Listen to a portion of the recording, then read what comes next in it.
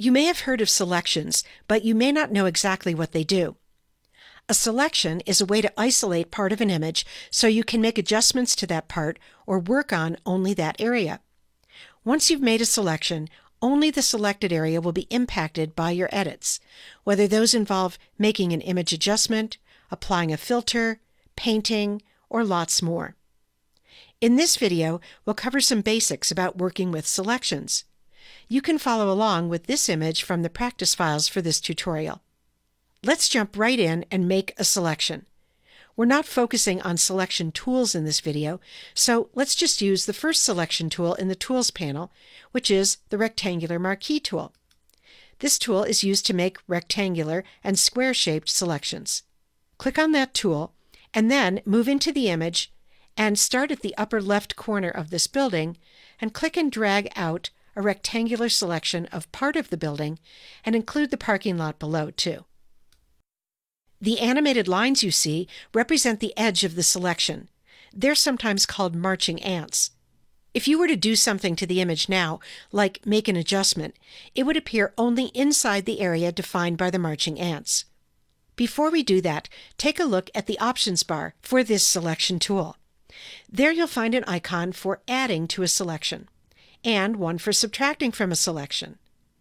You'll use these often, and you'll find them in the options bar for many of the selection tools. Let's say we want to add to our selection to include the entire building. Click the Add to Selection option in the options bar, and then come into the image and click inside the top right corner of the existing selection and drag to encompass more of the building and the parking lot too. If you don't get it all, you can come in and add to the little bit that you didn't get the first time. Now let's say that you go too far like this.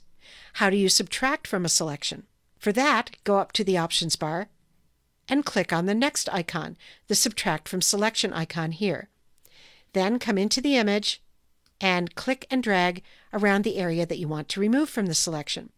I'm also going to subtract a little from the selection down here to remove the parking lot. So now that we have the building selected, let's make an adjustment, and you'll see that your adjustment affects just the area inside the marching ants. Let's go up to the Image menu and choose Adjustments, and we'll use a brightness contrast adjustment, which we covered in more detail in an earlier tutorial in this series.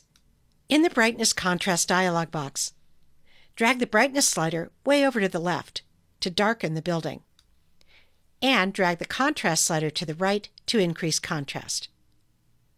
And click OK. As you can see, that change is affecting only the area inside the marching ants.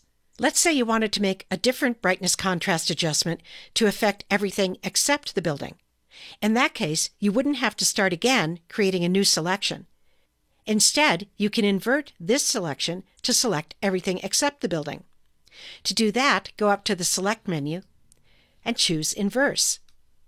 With this selection active, let's go to the Image menu and choose Adjustments, Brightness Contrast, and this time let's increase the brightness. And click OK. Finally, when you're finished with a selection, it's important to deselect so that the next thing you do to the image isn't limited by the selection. To do that, go to the Select menu and choose Deselect, or you could use the keyboard shortcut Command+D or Control+D on Windows. It's one to remember because you'll use it often. When you save this image, go to File, Save As, and save it with a different name so you don't save over the original.